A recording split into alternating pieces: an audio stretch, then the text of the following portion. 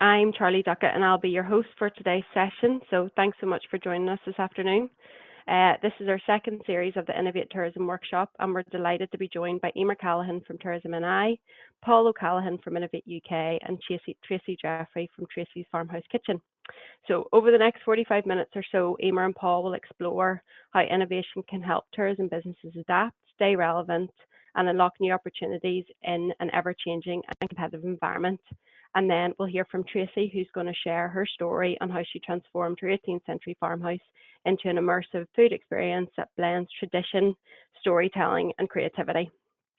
So after the main presentation, then we'll pick back up and get through as many questions as possible during the live Q&A with Eimear, Paul, and Tracey.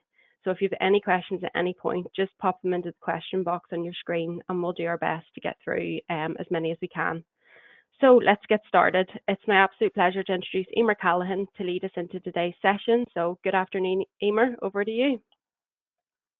Thank you so much, Charlie, and good afternoon, everyone. Thank you so much for joining us at our Innovate Tourism Lunch and Learn. So hopefully you all have a wee sandwich or a cup of tea or coffee at the ready, and I'm delighted to be joined also by Paul O'Callaghan from Innovate NI and one of our most innovative tourism professionals, the wonderful Tracey from Tracey's Farmhouse Kitchen, join us live from the beautiful banks of Strangford Lough. So as Charlie said, over the next half hour we'll be exploring innovation in the tourism world and really how important innovation is to your business. Okay, so we're going to take a quick look, first of all, at the strategic context of tourism before we get going. And we all know that tourism is a really innovative sector, a sector that in 2024 was worth 1.1 billion to our economy, generating nearly 5 million trips, and 67% of those trips came from outside of Northern Ireland, which is fantastic. Tourism now supports over 70,000 jobs, and 70% of these are outside the Belfast City Council area. And we now have the highest amount of tourism businesses ever on record.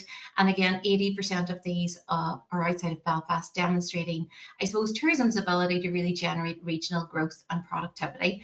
And I suppose, just as you can see from the slide, innovation has been a constant theme in our tourism journey over the past 15 years, where the innovative efforts of so many businesses have witnessed a fantastic accommodation sector, visitor attractions that have won world accolades, major events all coming here to help contribute to our tourism success story. And tourism plays a really important part in delivering for Minister Archibald's economic strategy. And that calls out a focus on regional balance, productivity, good jobs and decarbonisation. And really, innovation is required to drive forward all those particular areas outlined.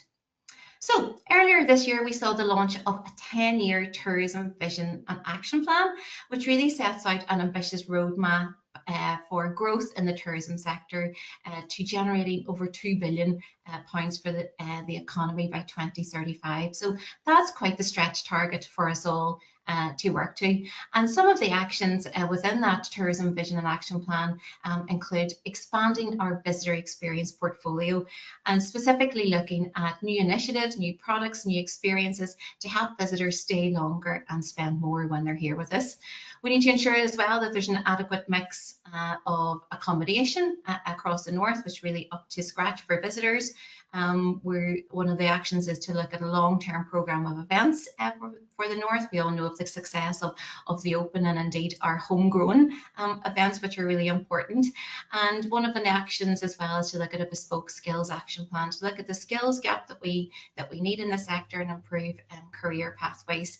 So we've now translated that into a 3-year corporate operating plan, which really, as I said before, focuses very much on getting visitors to stay longer, slow down, spend more with us and visiting more regions of the north. And we can only achieve, I suppose, all these actions and this growth through innovation. It's absolutely crucial.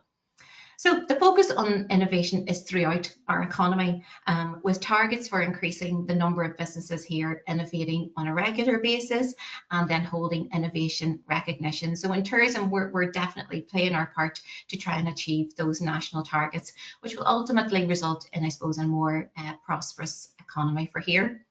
But however, we do recognise the really challenging operating environment that's out there at the minute that you will all be very familiar with. The spiralling costs of energy and food. We've the VAT disparity between north and south of the border, and then obviously the increased national insurance contributions that came in, and the national wage increases that are expected next year, all set against, I suppose, consumer confidence and people having less money to spend on things like short breaks and heading on days out. So these challenges, I suppose, really make the case for innovation even stronger. So innovation, very important. That's why we're all here today. And it's crucial really for remaining competitive, for helping your business become more sustainable, having business longevity, and being able to, suppose, be able to adapt and change to various trends in the market, be it technology, processes, or indeed changing visitor needs as well. So what does innovation in tourism really look like? Well, I suppose innovation can happen right throughout your business. It doesn't just happen in a lab with men with white coats. It can happen in all parts of the economy and all parts of business. So in particular in tourism, innovation really can happen at the product and the experience side of the house, where you're looking at developing new experiences, adding new enhancements or new features, developing your food and beverage offering, developing your retail offering, all to reach new visitors, new market segments, and ultimately drive revenue. And there's so many fantastic examples of this throughout the tourism industry, and we hear from businesses every day of all their new innovations, their new experiences, their new collaborations with other tourism partners. So this is very much part and parcel of our tourism offering. But innovation can also be back of house. So looking at your business processes, your procedures to really drive efficiencies. And that's maybe in areas that are real pain points, you know, perhaps invoicing or ticketing or scheduling your social media posts that are so important for business. And just the example here on the slide is from the Giants Causeway Visitor Centre, where they implemented a process innovation looking at a digital ticketing system, and that really helped reduce wait times and really enhance the visitor experience at this very iconic attraction. So over the past 2 years, we've been working with our friends and colleagues over in Innovate NI to really connect tourism businesses into innovation, into the world of innovation, and ensure that you, our tourism businesses, really are plugged into the many supports available from both Tourism NI and from Innovate NI to really support your business endeavours. And pleased to say the programme has really been going from strength to strength. And we've had quite a few regional roadshows, and we now have 64 tourism businesses that hold innovation recognition. And this is a national recognition demonstrating that tourism businesses are focusing on innovation, focusing on productivity alongside other parts of the economy. And we're really keen to grow that number, and hopefully after today many of you will take the opportunity for your business to join this group and be recognised as innovative tourism businesses. So do keep an eye out for more regional roadshows coming in the new year. We're planning them at the minute. So hopefully that's I've really explained to you the benefits of innovation, and I'm going now to hand over to the expert in innovation, our colleague Paul O'Callaghan from Innovate NI. So over to you, Paul. Thanks very much, Eimear, and thanks for that compliment. I think it's the first one you've given me in the last 2 years. So for those of you who maybe don't know Innovate NI as much as others, I maybe perhaps you start by giving you a quick introduction. So Innovate NI is an initiative that was formed back in 2019, seems like a long time ago now, and was really aimed at really helping businesses to engage in innovation and get more businesses learning the skills and the tools of how to actually innovate. And how we do that really is through providing businesses with one-to-one advice and support throughout their entire innovation journey. And it's about helping you find the right support at the right time. But for me, what I have found, it's actually more important to really give businesses the the knowledge and the skills and the capability to help them learn the innovation process. And it is a process which I'll go into shortly, so they can take those skills and use them as they drive on through their growth strategies for years to come.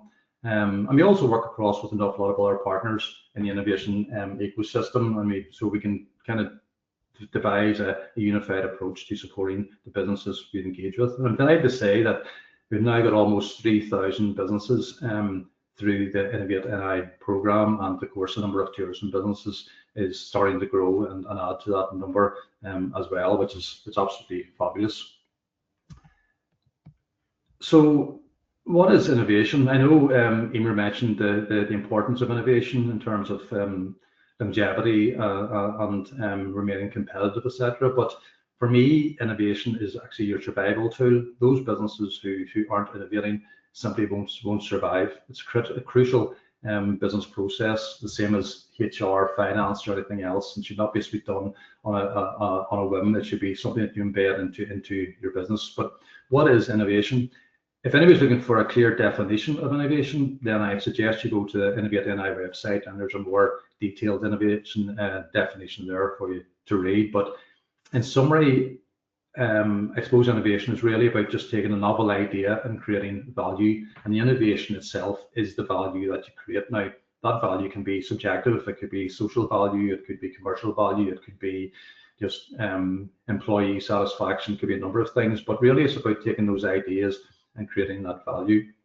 And there's two words I would suggest that you keep in your head in relation to what thinking of innovation actually is, and that's novelty and value. And they're really important words that I'll explain later on in the presentation as why they're so relevant. And as Eimear alluded to, their innovation can touch many parts of your business, from products and processes, business models, and in the tourism context, obviously, experiences.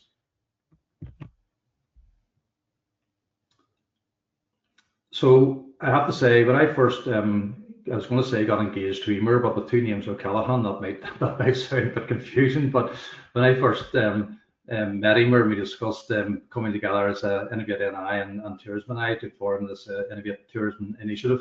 I was a bit skeptical because I never really associated innovation with tourism, and how wrong I was. I've been absolutely blown away in terms of just how innovative the whole sector is. I mean, if you go to Belfast International Airport, you see the robotic waiters up there. You go to Titanic now and you see the really high-tech immersive experiences there. And then Derry is leading the way in terms of transforming their heritage through innovation with immersive VR. And then at the other end of the scale, you have many of our hotels and accommodation facilities introducing innovation, in particular the Ballygally Hotel, which is an experience that I think I would take up, where you drink whiskey and watch Premier Netflix and then go out for a sea dip the next morning. But it doesn't really matter what it is. It's bringing in something new, something novel into your business that's going to create value and help you build your business and remain competitive going forward. But there's three, I suppose, when I was thinking about this presentation, I thought, what are three examples that I can share with you? And the three that came to mind was Tessa and from Sound Healing Spa, Keenan College in Fermanagh, and Tracey's Farmhouse Kitchen. I know Tracey's going to talk after this. Now, I'm not going to give away the crown jewels or any trade secrets when I talk about these three, but I think they really personify the relationship between Tourism NI and Innovate NI. Tessa and Tracey and Lisa, who with Keenan's Cottage, they all got engaged with Innovate Tourism at the very start and went to the workshops, and they really personify businesses who took on board what they learned and they moved forward and really put into practice what they took from those workshops. Tessa has gone from delivering sound healing spa experiences in Northern Ireland to developing a really exciting product to address neurodiversity in children, and it really does have global potential. Keenan's Cottage, Lisa, if you asked me, did a cottage have innovation, or what was the future for innovation with the cottage, I would have scratched my head. But Lisa has plans, which I'm not going to divulge for obvious reasons, to take that Keenan Cottage brand global with a lot of other merchandise and a lot of things. And Tracey, who Tracey will talk about her journey in a moment, and Tracey really personifies that whole innovation journey, going from the bread making to her new product. and I've been working with her along that journey, and I was delighted to see that product in the Clandy Boy there on Tuesday. So, you know, it's been an experience and a journey for me to look at, you know, businesses like this, to all move to the point where they have the potential to go global, be real export products, and even eventually even become Invest NI clients. So well done to all those, and I'm just delighted to be a part of it.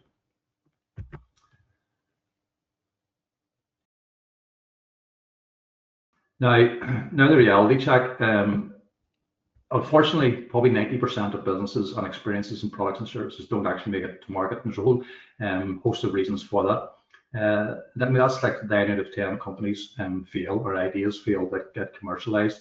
That could be reasons about poor value proposition, poor pricing, lack of resources, lack of funding. There's a whole mirage of issues there. But the one that is tops the list, and I see this all the time, it's market misalignment, where you have an idea, and you go to bring it to market, only to realize that it doesn't get commercialized successfully because you haven't really gone to the market, to those who you want to bring that and sell that product or experience to. You haven't really done your homework with them. It's important to get out there. It doesn't matter why you think it's a great idea, or if your parents think it's a great idea, or your sister, your wife, your husband, or your friends. Get out to the market that you want to sell and promote this experience and product to, and make sure that they see the value in it, and enough value that they will actually pay for it.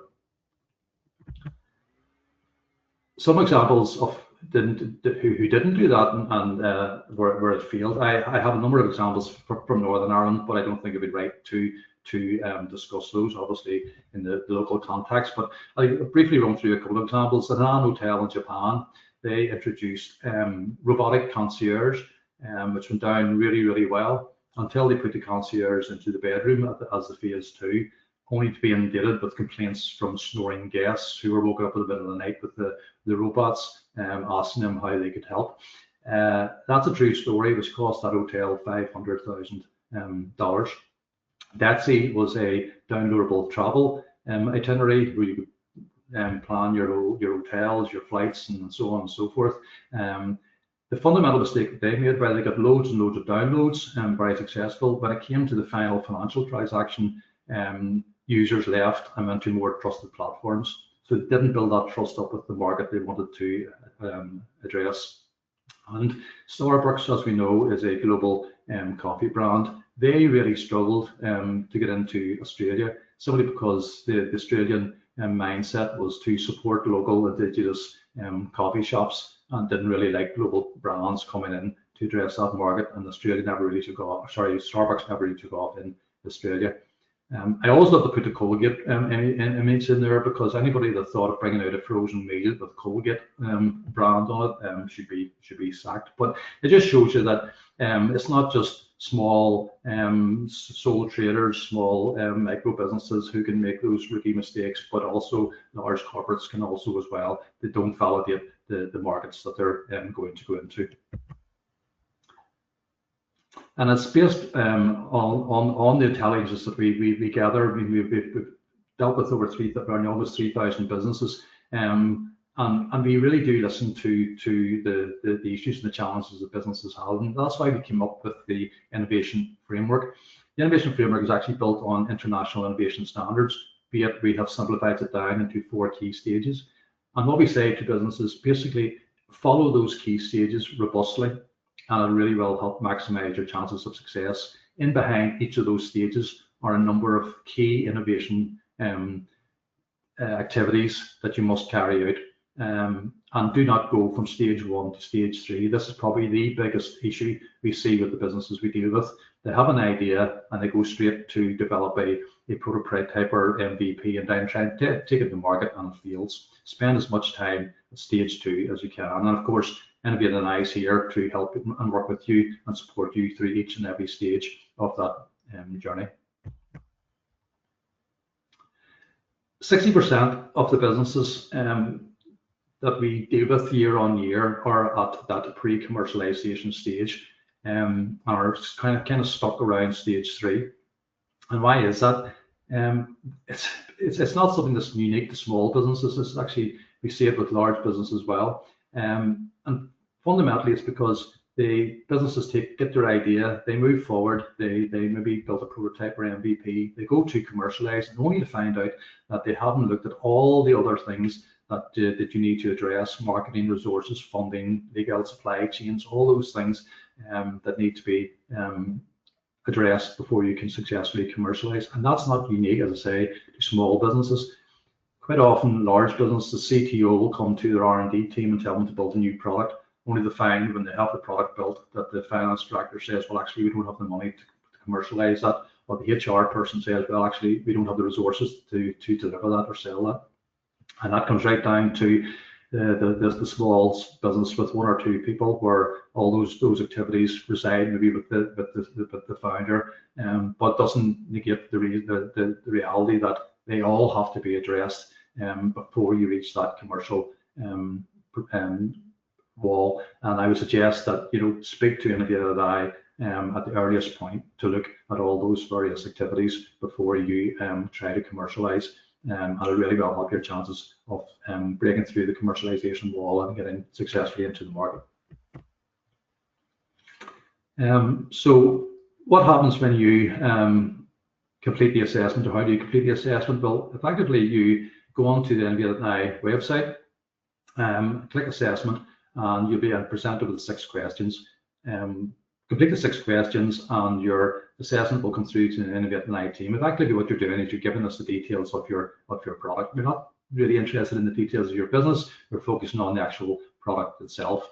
Once we receive your information, what we will do is we will contact you and we will discuss your project with you. And if it is an innovative project that you can take forward, then you can benefit from one-to-one advice, and we'll work with you all the way along in your journey.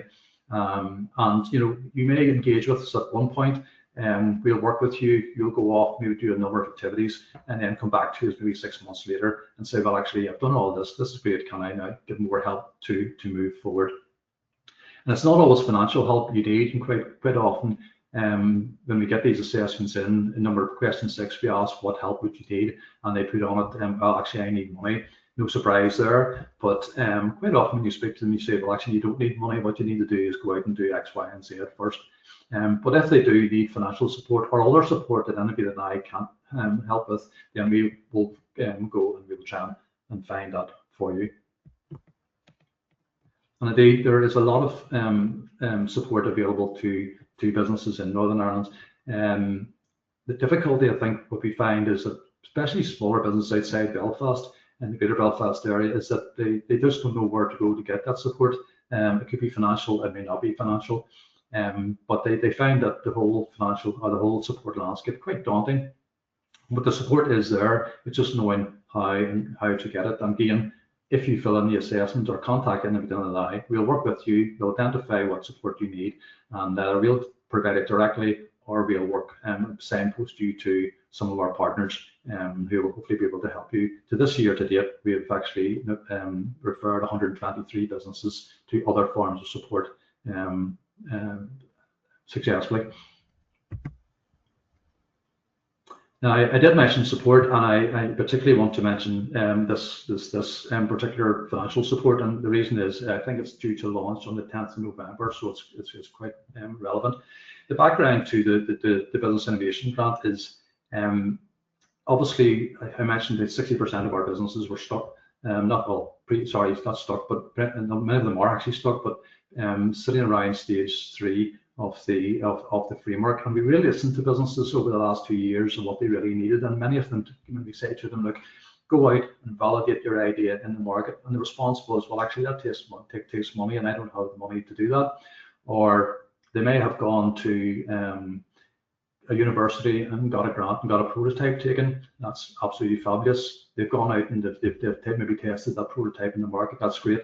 And then they've said, now I need to go and develop a full MVP with industry, but there was no support there for them to do that either. Or they have the product ready to go, but they have no financial support to take it to market. And so we listen to all these various things, and these are all activities in behind those stages of the innovation framework, and they formulated the support for the Business Innovation Grant. So, if you have an idea that you think is suitable for the grant, then I would encourage you to apply for it. I mentioned at the very start of the presentation about novelty and development, and novelty and value. So the reason I mentioned that is because we deem we look at these projects in the context of innovation. Are these projects actually innovative? And that's critical to being able to get into the application process, which is managed by the regional business team in Innovate NI. So look at your project and ask yourself 3 questions. Am I developing something? That could be an experience, obviously. Is it novel? And will it create value? And if you think you tick those 3 boxes, then you likely have a project that you can at least apply to get support for. There's no guarantee you will. There's a level or conditions associated with it, but that is critical to getting through the first part of the thing. And feel free to reach out to us and talk to us about your project if you want some advice and guidance in that context. And finally, before I hand over to Tracey, Eimear mentioned the recognition certificates. Every company who completes an assessment and comes into the Innovate NI program and has an innovative project will receive a recognition certificate from the Department of Economy corresponding to where they are on that innovation framework. Now, there is some people love these certificates, some people put them in the top drawer, but there is a lot of benefit to them, and I would suggest that you use them to your benefit. I have a company I'm meeting next Tuesday who has told me that they want to get the certificate because a venture capitalist in Belfast has specifically asked them to ensure that they have a recognition certificate from Innovate NI and the Department of the Economy as part of securing that VC investment. And why is that? It's because investors and customers and that like to know that they're dealing with an innovative company for the very reason that Eimear mentioned, because it gives confidence that you've got an innovation in your business, and that's gives them reassurance that you're going to have longevity and growth going forward. I know of a company in Derry, for example, who mentioned that they wanted the certificate because it would help them win a contract in the Middle East. And of course, they're quite nice to hang on your wall as well as a pretty little reminder of your experience with Innovate NI. So those are my contact details. I'm sure Eimear can share them with anybody who wants them, and feel free if you have a project or you want to talk about some of the things I've discussed here in this very short presentation, then do reach out to me or go to Innovate NI and complete the assessment. So now I'm going to hand over to Tracey from Tracey's Farmhouse Kitchen, the star of the show, who's going to bring a lot of what Eimear and I have just said into the real world. Okay, over to you, Tracey. Thanks, Paul. No pressure there. Thanks very much for having me along. I'm just really wanting to kind of give you a bit of background to my story and to how I got to where I am on the innovation journey. So I started my business about 10 years ago, and before that I was actually teaching French in a boys' secondary school in Bangor, which you can imagine was not exactly stress-free. I had always loved cooking. I'm the eldest of 5 kids, and really for me the innovation journey kind of started when I decided to cook and bake from my own home. So my signature experience is the traditional bread making. What I would say is that in itself probably is innovative. We live in a beautiful part of the world. Where I live, the home that I'm in, which is an 18th century converted thatched cottage, lends itself to groups coming in here, and we are only 30 minutes from Belfast here. I didn't set out ever to innovate, but I can honestly say it has been a constant theme throughout the last 10 years of Tracey's Farmhouse Kitchen. And to be honest, I think it really comes naturally to anyone who has an experience. You're actually innovating as you go along. Your experience is innovative, probably from the very start. So I mentioned my core product, which is the traditional bread making, and really with a lot of help and support and ongoing support, I would say, right to this very day from Tourism Northern Ireland, we now are offering our traditional bread making experience to tour groups globally and to domestic visitors. And through Tourism Northern Ireland, I've had the opportunity to get in front of different tour groups, to offer the experience to fan groups coming in. And our experience is one of the original ambassador experiences for the Embrace the Giant Spirit brand. The other thing that we do a lot here, and I see great benefit for my business and for other businesses, is collaborating with other tourism experiences in this area. And there are a lot more now on offer in this area than there were this time 5 years ago. I would certainly say that we have continually innovated within our micro business. We're always looking at expanding our portfolio of offerings, and as Paul mentioned there, it's something you really need to do to survive. If you don't do that, you'll not survive long term.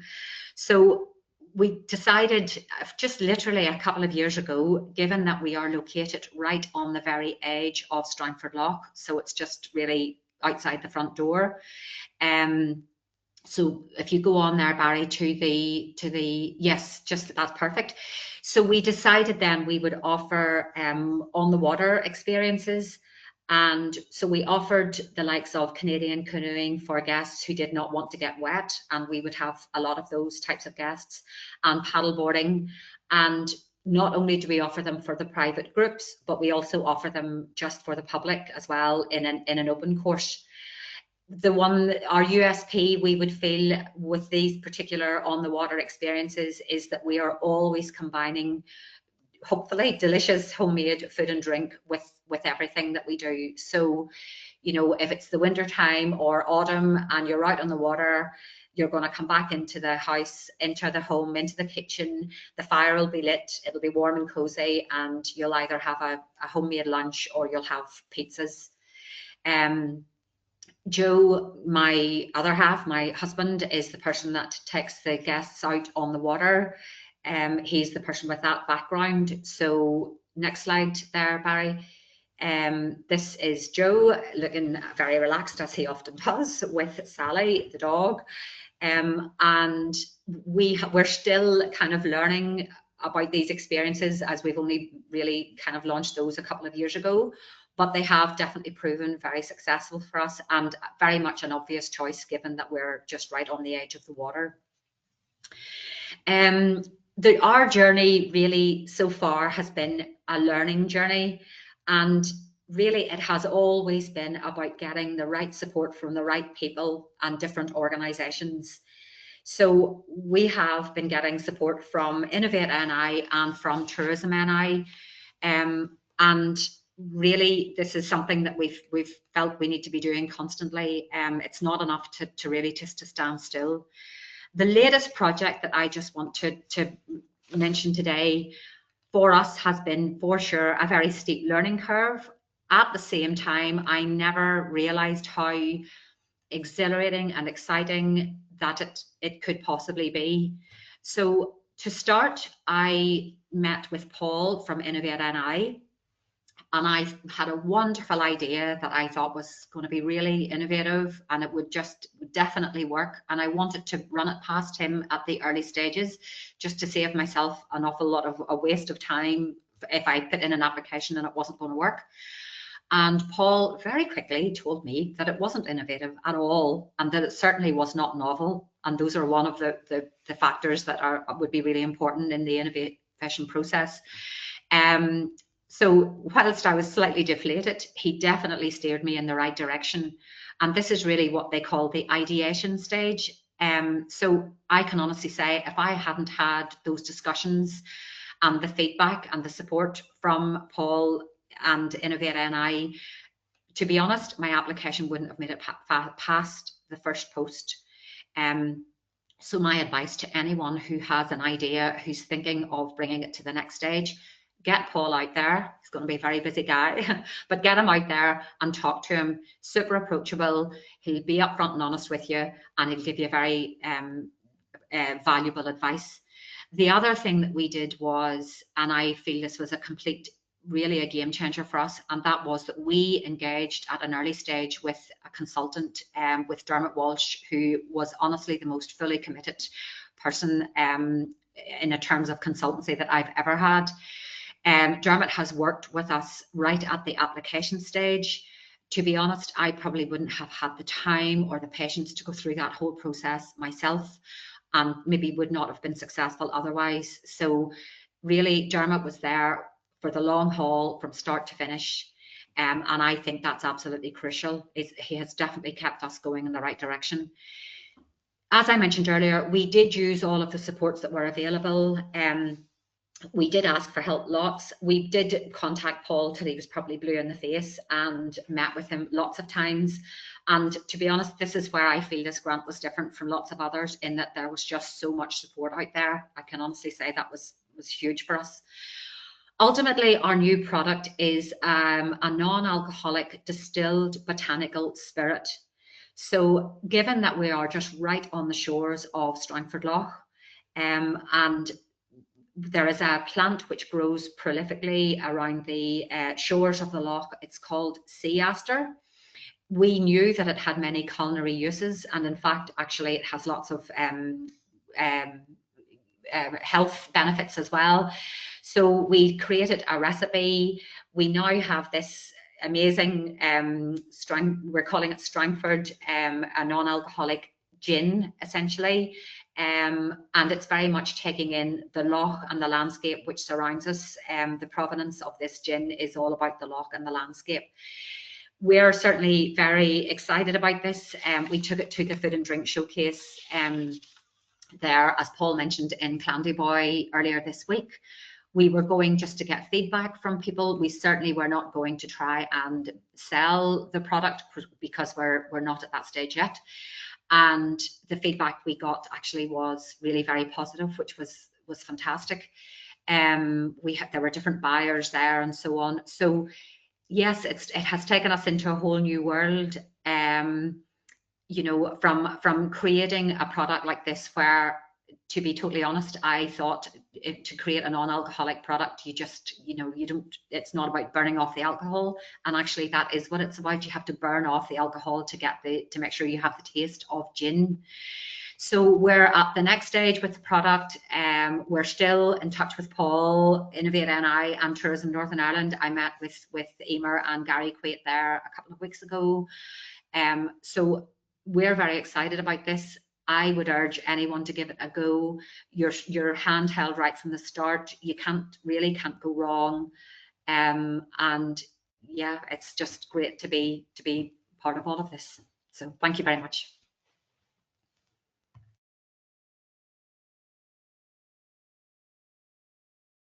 Brilliant. Thank you so much, Tracey, for sharing your story. Fantastic insights there. And Paul, great to hear of the upcoming business improvement grant coming soon, which is very welcome indeed. And hopefully we will have lots of interest from the tourism industry. So just as a final little wrap up from me before I hand back to Charlie, hopefully we've made the case for really, demonstrating the importance of embedding innovation in your business. And as Tracey said, many tourism businesses are innovative by their very nature, and you're already doing it, which is fantastic. But we do have a range of toolkits online that help you specifically look at product and experience innovation.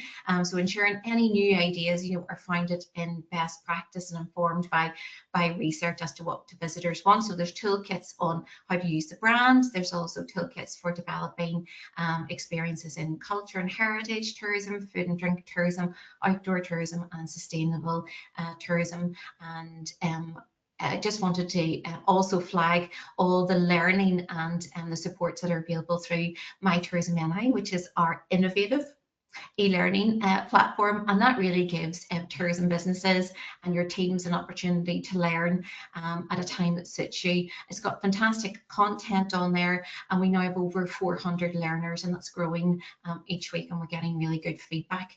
And I would also highly recommend the modules on the e-learning to do with AI, and we hear a lot of talk about that and how you can best implement that in your business. So we have developed a series of learning modules all about how you can use AI in various different parts of your business. So please do dip in, go through one and see what can be learned. We also have an innovation hub on tourismni.com. It gives details on all the innovation framework that Paul talked through earlier, gives case studies, some from fantastic tourism businesses as well, so great for inspiration. And we have also, I suppose, more opportunities coming up. There's always an opportunity to join a webinar, or even to join us next week at the relaunch of all our sustainability support. So make sure you're signed up to our e-newsletter and you're checking in on tourismni.com or following us on LinkedIn. There's always plenty of activities happening, especially now between September and April, where we try and get tourism businesses when you're not busy with real life visitors. So thank you very much for your time and attention over this lunchtime, and I'm now going to hand you back to my colleague, Charlie. Thank you. Thanks very much, Eimear. Yeah, so just a quick reminder, we will be sharing this recording session as well, so you can revisit the content at your own pace. So we'll be moving into our Q&A session very shortly, so if you haven't submitted the question, there's still time. Just pop it into the question box on your screen and we'll do our best to cover as many as we can. So before we dive into the questions, we just love to get your feedback through a couple of short polls. It'll really help us improve future sessions. So the first one there that's on the screen: how beneficial overall did you find today's session on a scale of 1 to 5, with 5 being very beneficial? So we'll just give you a wee bit of time there to answer that.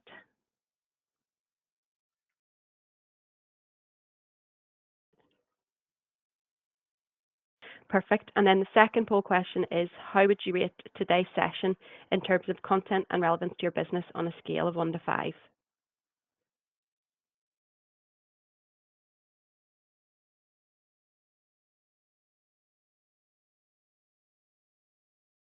Perfect. And then finally, the last one: do you plan to take any action within your business as a direct result of what you've heard from our speakers so far today?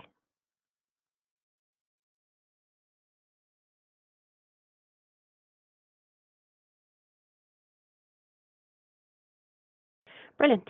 So thanks so much for the feedback. It's really valuable, and we will also email a short evaluation form after the recording. So that's your chance to tell us how useful you found today's session and what topics you'd like covered in our Tourism Enterprise Development Programme going forward. Okay, so let's get into the questions. So we've had a couple of questions admitted in advance, so we'll start with them. And again, any others, just pop them into the question box. So if Eimear, Paul, and Tracey could come back on, and we'll get started. So the first one, Eimear, we'll direct it to you. So is drink tourism innovation something that interests the tourism board?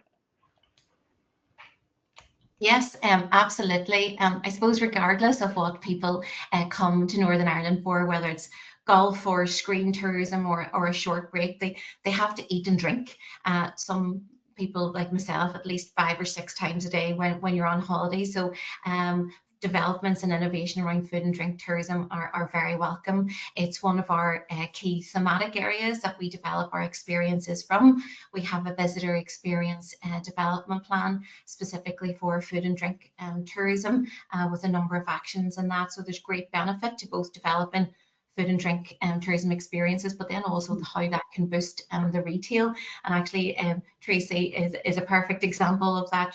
That's it's a great experience at her farmhouse kitchen, but you're also enjoying learning about traditional potato bread and soda farls, and now the extension of the gin shows how that can develop and evolve. So absolutely, we would be really open and welcome to hearing more innovations in that area. Certainly a growing part of our tourism experiences portfolio out there. Brilliant, thanks, Eimear. And then Paul, there's one that might be relevant for yourself to answer. So it's for businesses developing new or innovative ideas. What steps can they take to protect their concept? For example, maybe around intellectual property or copyright? Good question. We've got an hour. No. Yeah. Probably the three main things are obviously trademarking, copyright, and patents. In the tourism context, probably trademarking and copyright would probably be right up there in terms of trademarking. You'd be trademarking your brand or your name or the name of the experience, and copywriting would be probably looking at things like videos and brochures and things like that. And they're relatively easy to do and cheap to do. The patent side of it is it can and it may not be relevant depending on whether you're bringing forward a product or whatever it is, but it's a bit of a minefield, the patent. I'll give you a real example. It's probably the easiest way to do this, or two examples. I met with a business there last week, young chap, startup, bringing out a new drink, ironically. Very exciting, something I'd never seen before. And the first thing he had said to me was, I want to patent this. And I said, patent what? And he said, I want to patent the process. And I said, what is the process? And he explained the process to me.